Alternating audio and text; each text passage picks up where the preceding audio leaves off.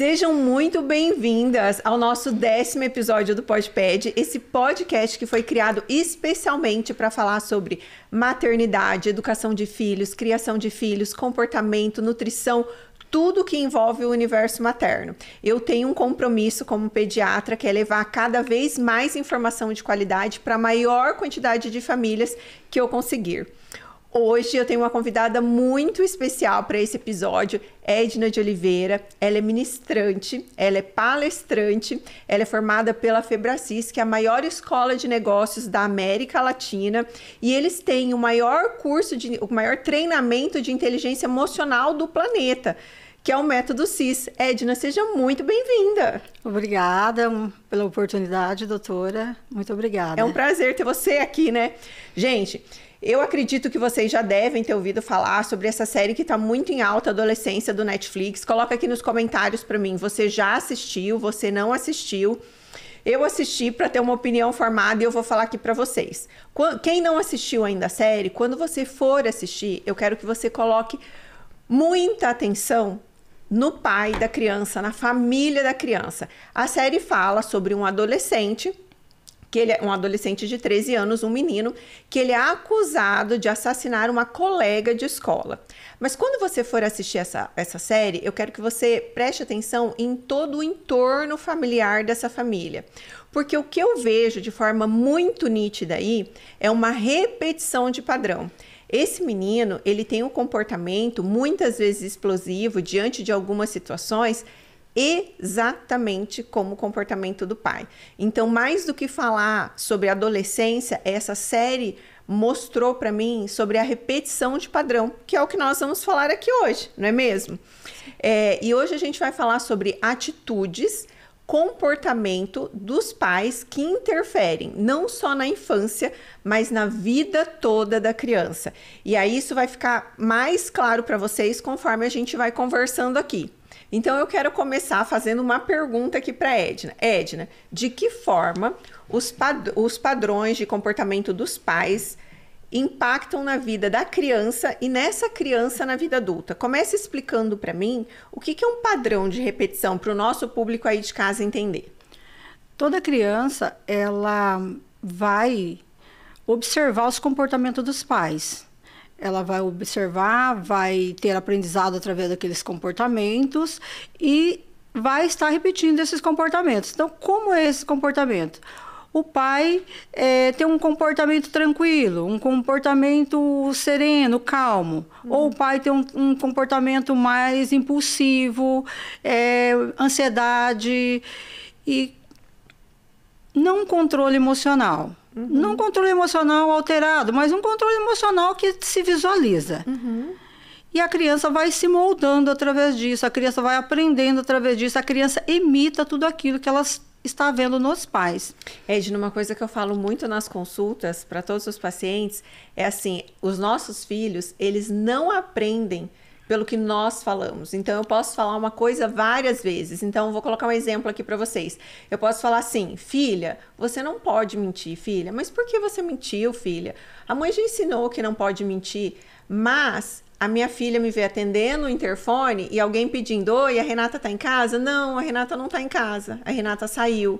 Ou ela me vê mentindo uma conversa com amigas, uma conversa com amigos, ou me vê mentindo para outra pessoa. Então, o que eu estou ensinando para ela?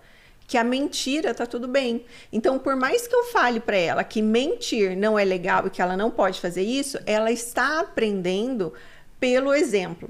Outra coisa que eu falo muito nas consultas é o seguinte, às vezes eu recebo pais que falam assim para mim, doutora, a escola me chamou porque meu filho, minha filha tá falando muito palavrão.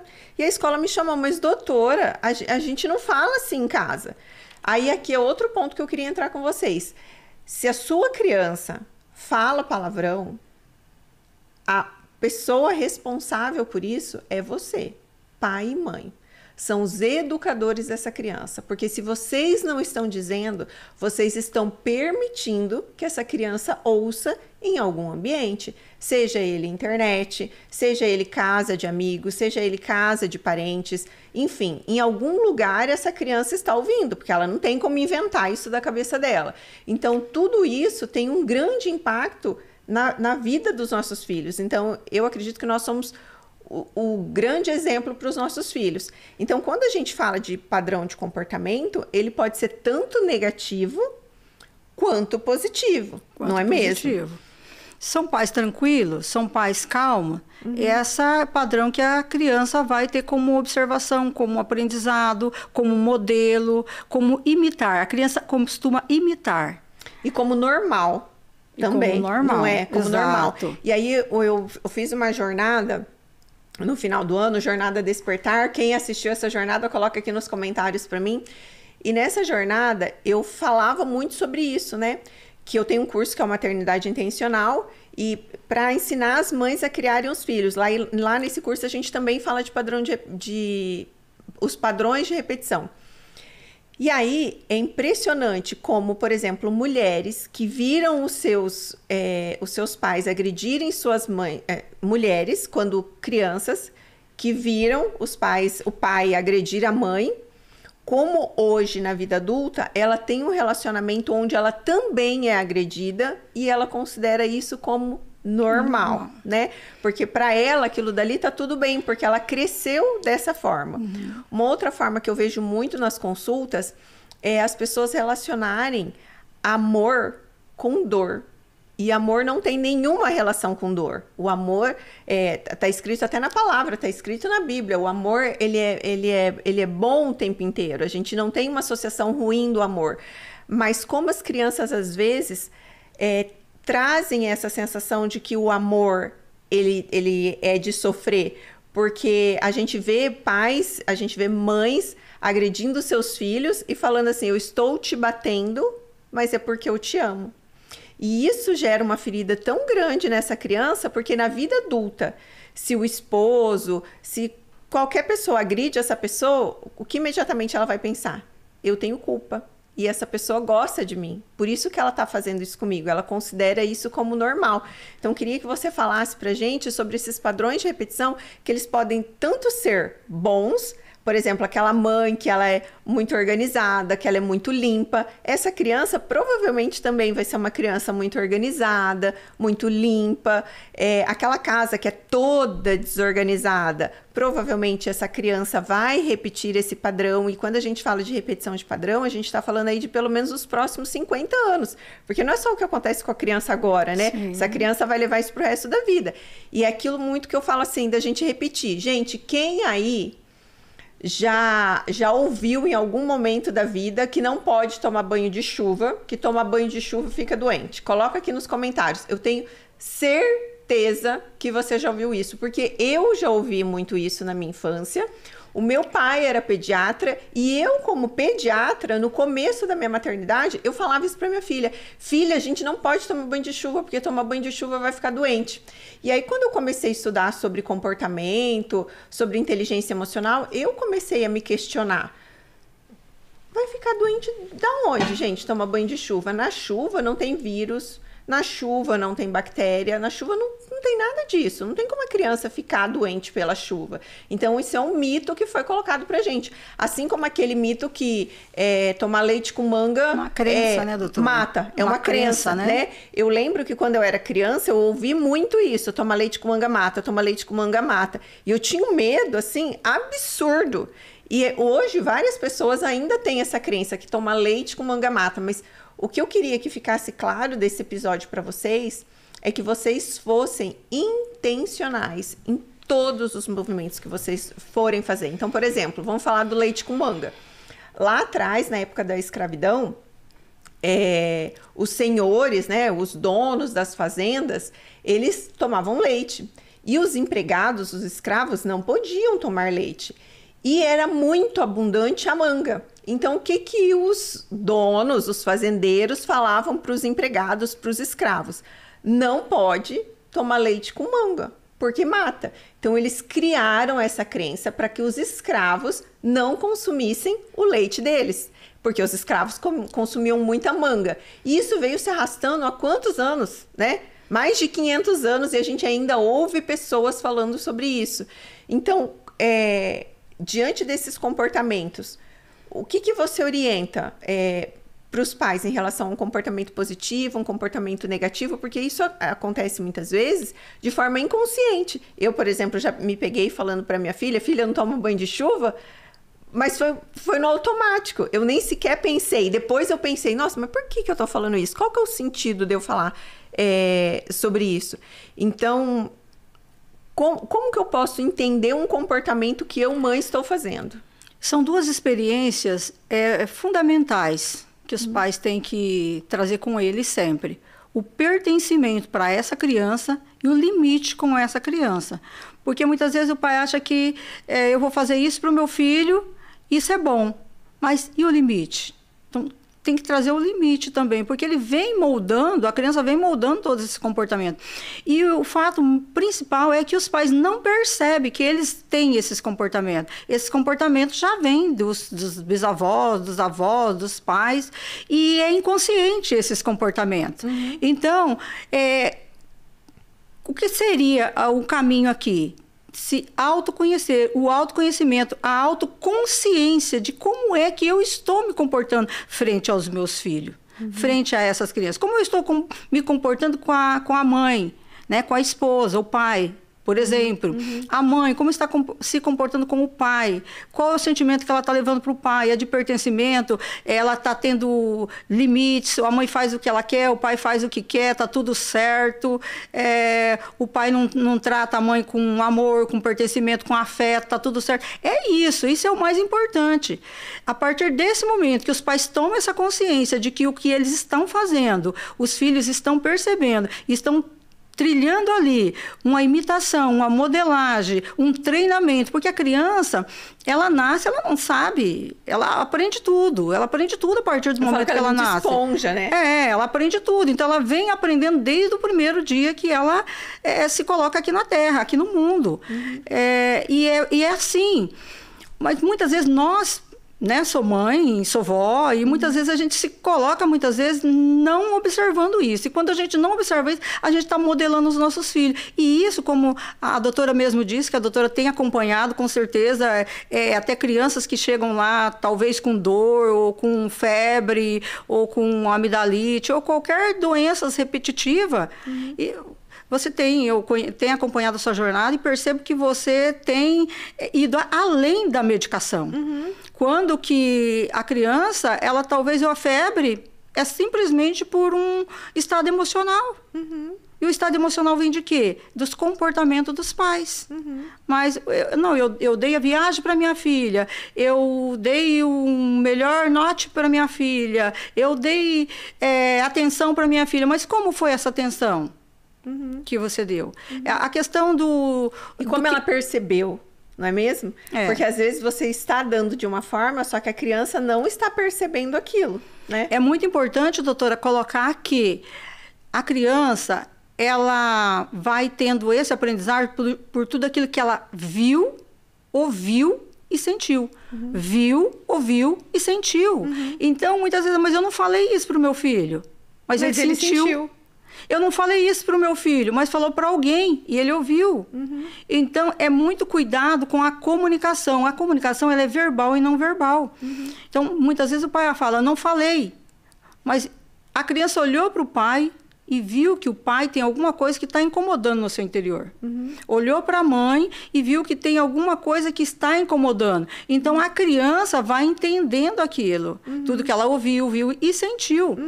E como que se dá isso? Através das experiências que ela vai tendo no dia a dia. Toda a experiência que a criança tem, ou seja, tudo que ela ouve, tudo que é novo, o que é experiência? Aquilo que eu aprendi naquele dia. Tudo que eu aprendi naquele dia, que é uma experiência, ela gera um estímulo. E esse estímulo traz um significado para a memória. E toda memória é uma crença, eu acredito naquilo, aquilo é verdade absoluta. E eu vou levar isso para o resto da minha vida, vou repetir isso nos meus relacionamentos, na minha profissão, com as minhas amizades, no meu social, no meu resultado de vida. Então é muito importante que os pais observem de que forma que eles vêm conduzindo esse comportamento que eles trouxem dos antepassados, estão levando para os herdeiros deles, para as próximas gerações. Edna, Quando eu criei o método EVA, que é o método que eu criei para avaliar as crianças depois de mais de 15 anos de estudo, foi exatamente pensando nisso. Porque eu recebia muitas crianças que chegavam para mim com a queixa de, por exemplo, a mãe falava, doutora, eu não aguento mais. Todo mês eu estou usando antibiótico nessa criança, todo mês essa criança está ficando doente. E eu examinava a criança da cabeça aos pés, a criança não tinha nada que me chamava atenção. Fazia todos os exames na criança, a criança não tinha um déficit de vitamina, a criança não tinha nada normal, mas realmente, de fato, aquela criança ficava muito doente. E aí eu comecei a perceber, com essa experiência ao longo desses anos e mais de 10 mil famílias atendidas, o quanto o ambiente da criança tem um fortíssimo impacto na saúde física e emocional dessa criança. Então, por exemplo, vamos colocar aqui a mãe, você em casa hoje, o seu método de educação é com gritos ou é com agressão, seja física, seja verbal, ou que na sua casa hoje você sofre um problema no seu relacionamento. Então, seu filho ou sua filha presencia brigas, presencia discussões, tem muita gritaria, enfim. Isso vai liberar na sua criança adrenalina e cortisol. E esses hormônios, eles são capazes de interferir no sistema imunológico e ter uma queda do sistema imunológico. E aí, às vezes, você fica procurando fora. Gente, mas o que eu vou dar para melhorar a imunidade dessa criança? Precisa melhorar, essa criança está ficando doente o tempo inteiro. E não é um medicamento que vai fazer isso. É o meio que essa criança está inserida que vai fazer total diferença nisso. Sim, doutora. Quando se fala de hormônios, nós na inteligência emocional chamamos isso de farmácia interna. Os pais podem produzir essa farmácia interna na criança e trazendo uma vida emocional saudável para essa criança, constantemente, diariamente. Então, é possível que os pais tragam uma qualidade além do racional, que o emocional é um valor maior. O racional é só 13%, o emocional é 87%. Quem comanda o racional é o emocional. Mas a questão é que os pais ficam ali em cima do racional. Eu estou sendo um bom pai, eu estou fazendo isso, eu estou fazendo... Coloca inúmeras coisas e cita inúmeras coisas que ele está fazendo de bom para o filho. Não é que ele não está fazendo de bom para o filho, ele está fazendo racionalmente, mas ele precisa investir no emocional dele para que ele construa os herdeiros dele de sucesso. E eu falo que isso não impacta só essa criança, impacta a criança dessas crianças, porque a gente está falando dos filhos dos nossos filhos, né? Então, isso tem um impacto gigantesco, assim. Eu não consigo nem mensurar o impacto disso hoje. E é uma das coisas que mais me enche o meu coração, é o método EVA, porque a quantidade de famílias que eu vejo transformadas, impactadas por esse método, quando a gente corrige isso, e isso veio muito de encontro, essas pesquisas e esses estudos, com a minha maternidade. Então, quando eu me tornei mãe, de certa forma, eu repeti muito um padrão dos meus pais, que era, tem que estudar na melhor escola, vou dar o melhor para isso. Eles estavam me proporcionando coisas para que eu me tornasse uma adulta bem-sucedida, vamos falar assim. Mas eu tive muita ausência dos meus pais na minha infância. Eu não lembro... Eu não lembro de momentos de carinho, de momentos de brincar. Eu nunca me lembro de ter brincado com meus pais. Essa não é uma memória. Eu procuro e eu não acho essa memória.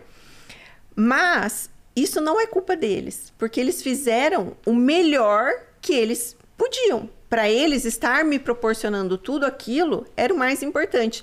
Mas no início da minha maternidade, eu me vi fazendo exatamente a mesma coisa. O que acontece, doutora, é que muitas vezes os pais, eles criam uma barreira para justificar que eles estão fazendo tudo certo. O que, na verdade, nós temos que aprender com as nossas limitações, com aquilo que veio dos nossos pais, dos nossos bisavós, nossos tataravós, e trazer uma qualidade mais perfeita para os nossos filhos. Diante do que os meus pais me ensinou, eu estaria dando o melhor para os meus filhos. Eu, Edna, né? Na minha época de filhos, de criança. Então, o meu melhor é aquilo que eu sabia. É aquilo que eu entendia. Mas será que o que eu estou imaginando é realmente o meu melhor?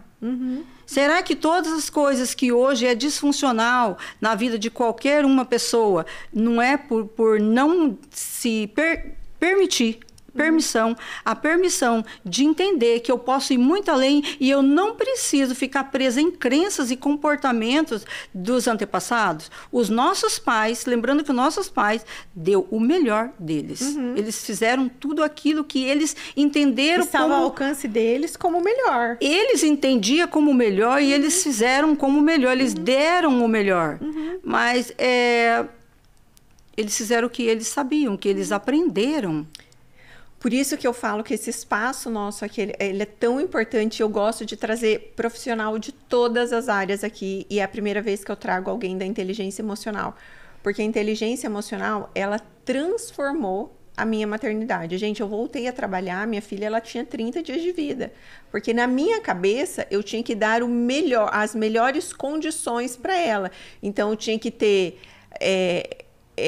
financeiro para as melhores vacinas, para a melhor escola, para o melhor tudo. Mas eu entendi com o passar do tempo que o que a minha filha mais precisava não era de tudo isso.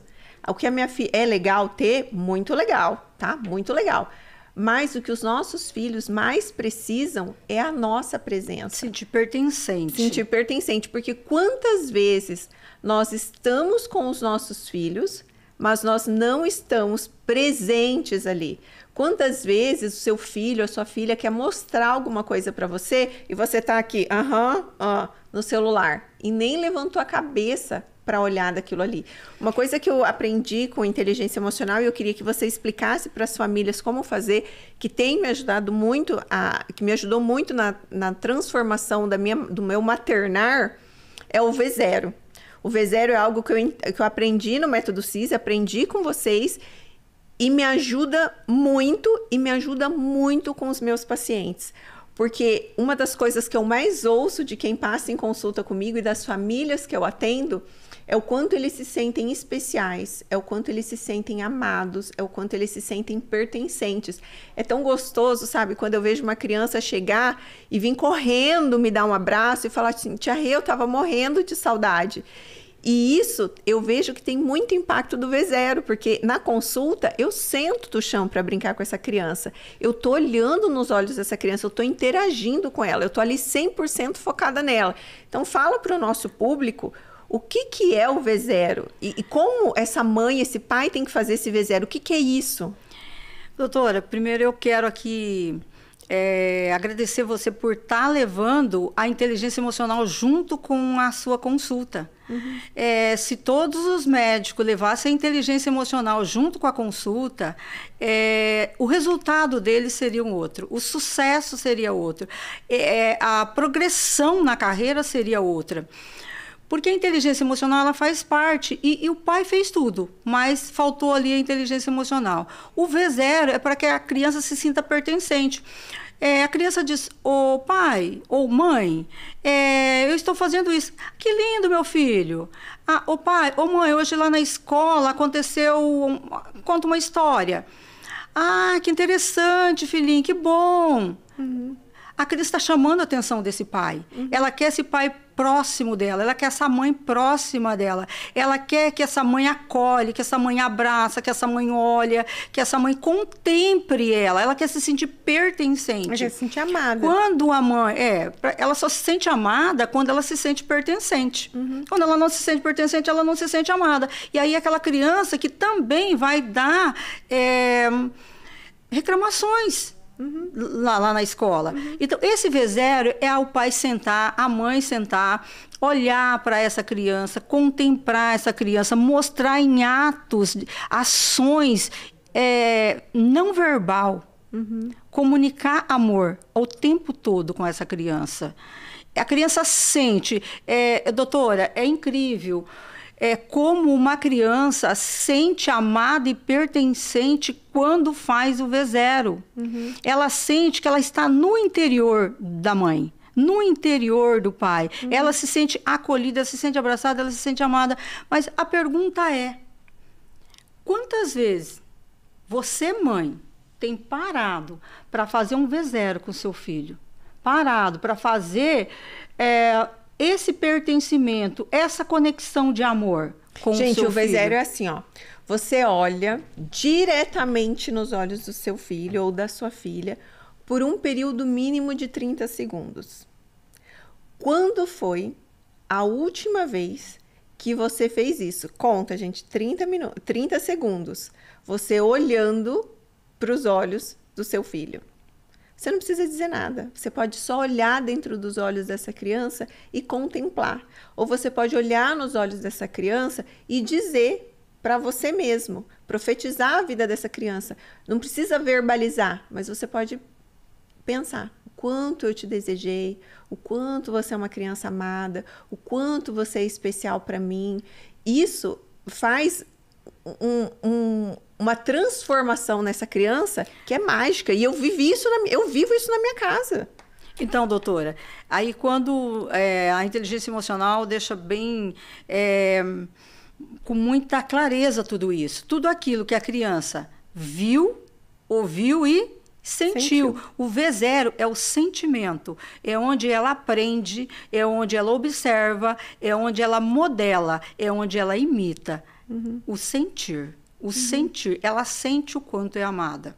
Então, hoje as coisas estão sendo um pouco disfuncional, oferecendo algo, quanto que, na verdade, algo palpável, quando que, na verdade, a criança quer se sentir amada, se sentir pertencente e ter limite. Eu ouvi, na semana passada, uma mãe dizendo, eu não falo não para os meus filhos. Meus filhos nunca receberam um não. Gente, aqui eu queria abrir um parênteses para falar de algo que ela tocou muito importante. E aí, Edna, a gente sabe no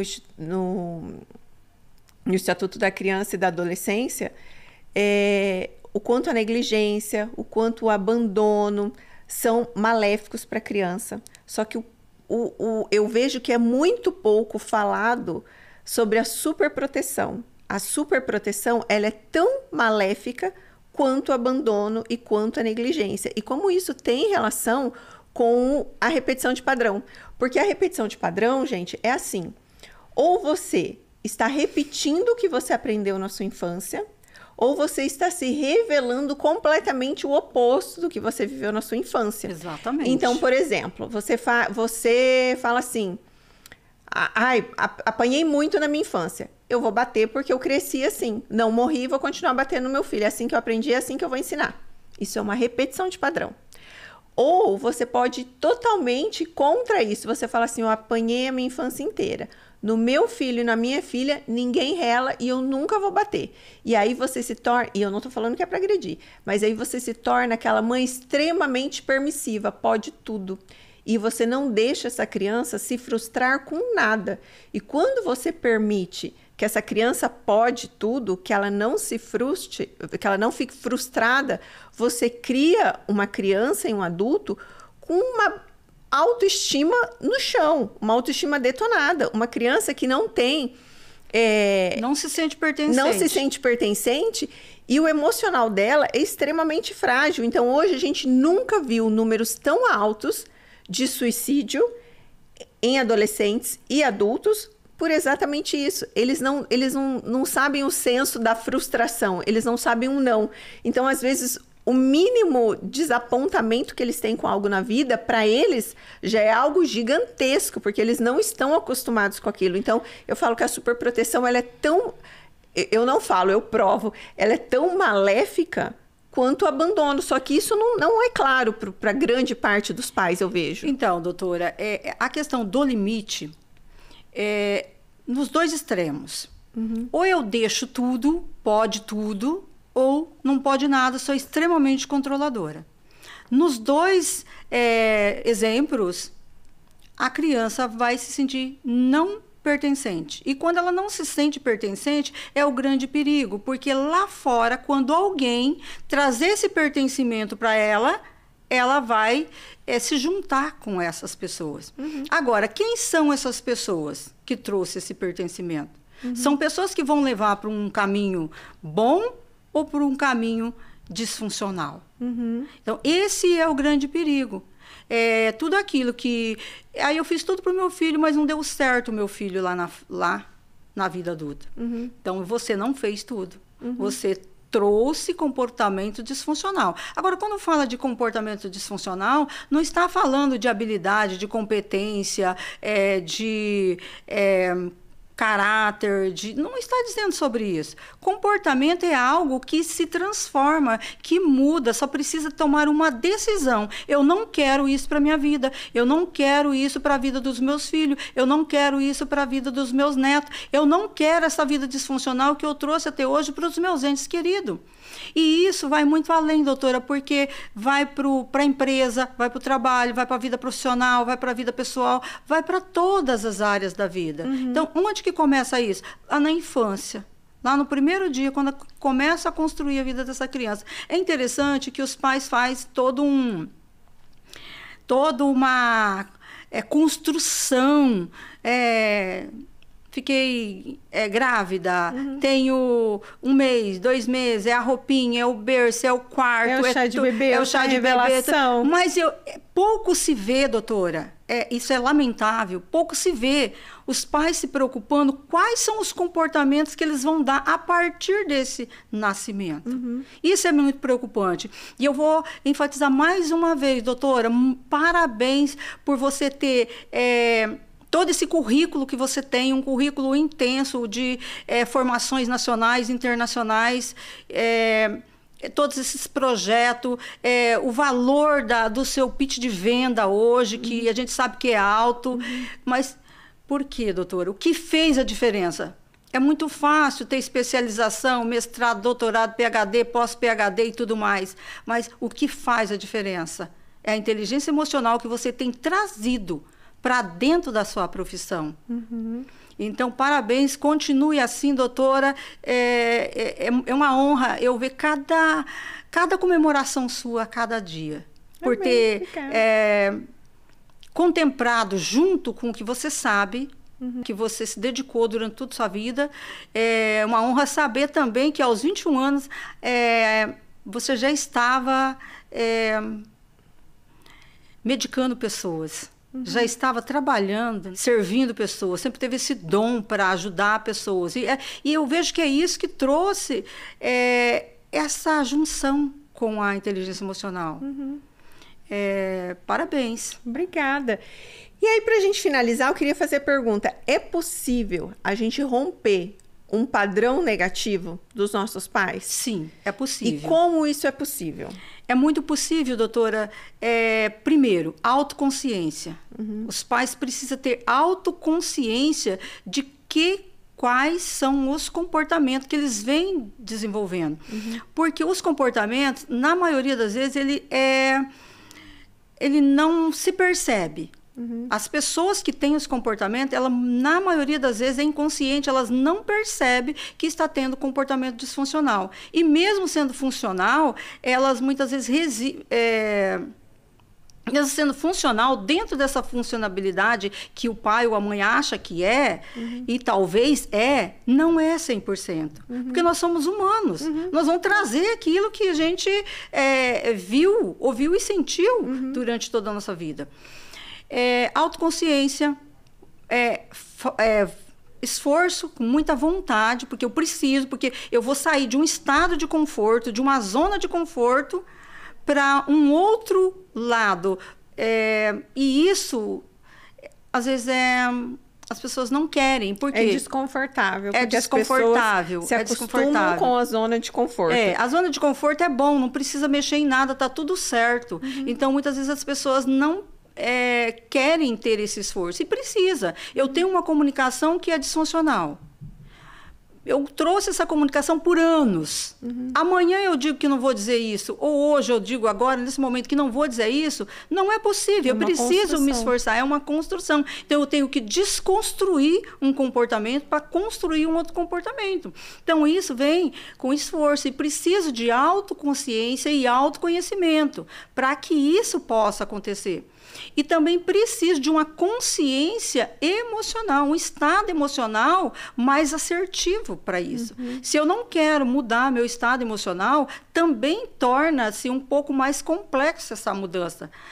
mas não tem nenhum tipo de segredo, é só querer, só basta querer. Eu não quero mais essa vida para mim. Muitas pessoas dizem, eu não quero mais isso para mim. E tá tudo certo. É uma decisão, né? É uma decisão e tá tudo certo e deu certo.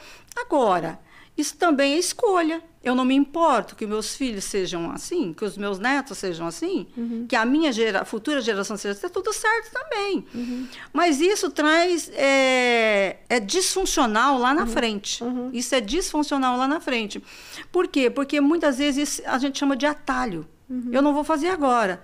Vou deixar, lá na frente pode dar certo. Atalho nunca deu certo. Nunca deu certo e nunca vai dar certo.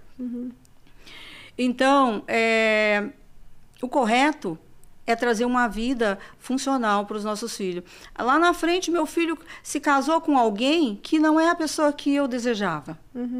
Porque eu vi que aquela pessoa não ia trazer satisfação, não ia trazer coisas que são funcionais. Eu vejo que lá na frente minha filha escolheu uma profissão que não era a profissão que ela desejava. É porque, por exemplo, a profissão está muito relacionada com as crenças. Eu falo assim que é tão importante a gente cuidar da criança hoje, porque o quanto melhor eu cuidar dessa criança tem um impacto não só na saúde física, mas eu falo que na saúde emocional também. E vai determinar o quanto esse adulto vai ser feliz e realizado em todas as áreas da vida. Eu falo assim que o trabalho do pediatra hoje, e o meu maior sonho é que o método EVA ele seja difundido para a maior quantidade de profissionais possíveis, para assim chegar num número cada vez maior de famílias, é esse. Porque hoje a gente consegue ter os nossos filhos saudáveis, não só física, mas emocionalmente também, porque isso vai trazer um benefício no relacionamento deles para a construção de uma nova família, na profissão que eles vão escolher, se eles vão ser bem-sucedidos ou eles não vão ser bem-sucedidos, como vai ser o relacionamento deles com os colegas, com os pares, com os parceiros. Então, tem total relação. E para finalizar isso, eu queria colocar aqui que, gente, a gente não deve se comparar com ninguém. Então, se compare com quem você foi ontem. E com quem você quer ser, onde você quer chegar. Não com outra pessoa. Ah, mas a fulana tem uma vida assim e eu tenho uma vida assim. A fulana tem tais condições e eu não tenho. Eu falo assim, algo que eu também aprendi na inteligência emocional, que a única pessoa responsável pelos seus resultados, sejam eles bons, os seus resultados bons, ou sejam eles ruins, é você. Só aproveitando aqui, doutora, essa situação, ninguém é igual a ninguém. Eu tenho que saber quem eu sou e o que eu quero ser. Se eu não sei quem eu sou, eu nunca vou fazer nada e nunca vou ter nada. Ou seja, eu não vou ter a capacidade de merecer algo. Então, eu preciso primeiro saber quem eu sou, quem eu quero ser. Toda vez que eu sei quem eu sou, eu não preciso buscar felicidade em algo. Eu preciso ser feliz para buscar a felicidade e não buscar algo para ser feliz. Então, isso está relacionado diretamente com quem eu sou. Então, a pergunta que você pode deixar para os seus ouvintes é: quem é você? Quem eu sou? Essa é a pergunta que ele faça para ele. Quem eu sou? Sensacional. Muitíssimo obrigada por ter aceito o meu convite, muito obrigada por estar aqui. Eu vou deixar o link aqui de acesso a você, porque assim, para mim isso é uma coisa que tem que ser conteúdo obrigatório para todo mundo tinha que se conhecer um pouquinho melhor, porque a culpa não tá no outro. Às vezes a gente fala assim, mas meu casamento tá assim por culpa do meu marido, mas meu filho tá assim por culpa do meu marido, mas é a escola que fez isso. Gente, a única responsável pela vida que você tem é você mesma. Quando você se tornar protagonista da sua história, tudo ao seu redor se transforma. Então, seja a protagonista da sua história, porque você, como protagonista da sua história, vai fazer total diferença na vida do seu filho e da sua filha. Eu vou deixar todos os links aqui, tanto do treinamento, quanto de acesso a você. O que vocês tiverem de perguntas, coloquem aqui nos comentários, porque isso aqui é feito para vocês, é feito para levar conhecimento para vocês. Isso aqui são mais de 15 anos, mais de 10 mil famílias atendidas para fazer que o caminho de vocês seja um caminho mais certeiro, mais sereno, e se trata não dos nossos filhos, mas dos filhos dos nossos filhos. Então, nós temos um grande impacto nesse mundo e um grande impacto nas próximas gerações. Edna, muito obrigada.